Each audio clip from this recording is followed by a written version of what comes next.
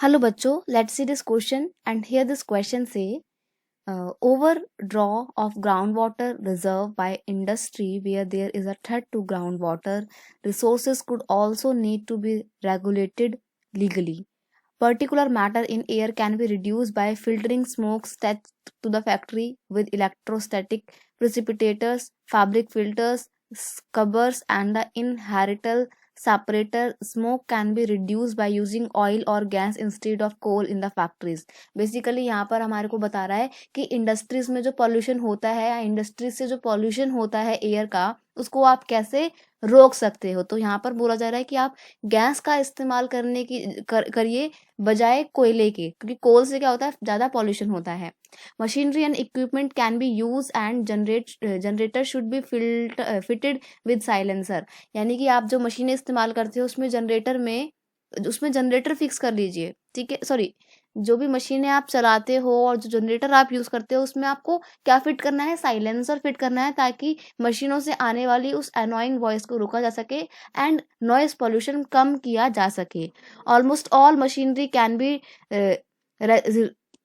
Redesign to increase energy efficiency and reduce noise. हमारे को नई नई मशीनरी बनाने की आवश्यकता है। ऐसी मशीनों को डिज़ाइन करिए जिसमें जो भी सोर्स ऑफ एनर्जी आप लगा रहे हो वो पूरी एफिशिएंसी के साथ इस्तेमाल हो और नॉइस भी कम हो, ताकि नॉइस पोल्यूशन को और एयर पोल्यूशन को रोका जा सके।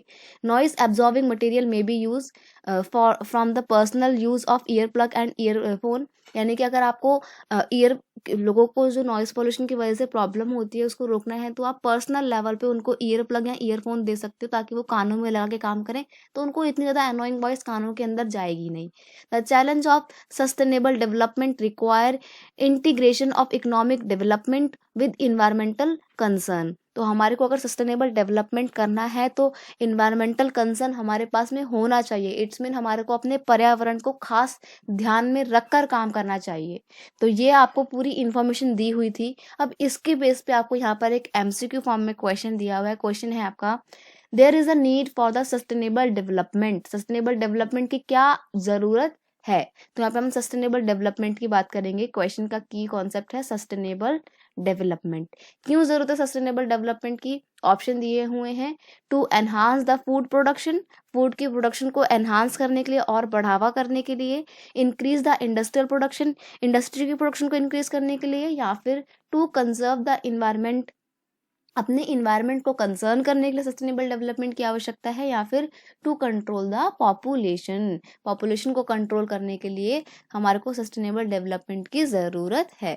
तो यहाँ पर देखिए ऑप्शन सी बिल्कुल सही आंसर हो जाएगा कि सस्टेनेबल डेवलपमेंट की हमें ज़रूरत है, ताकि हमारा इन्वायरमेंट भी क्या रहे, कंजर्व रहे, बिल्कुल संरक्षित रहे, सेफ रहे, और हम किसी तरीके का हार्म हमारे इन्वायरमेंट को ना पहुँचाएं। इसलिए सस्टेनेबल डेवलपमेंट की बहुत ज़्यादा ज़रूरत है।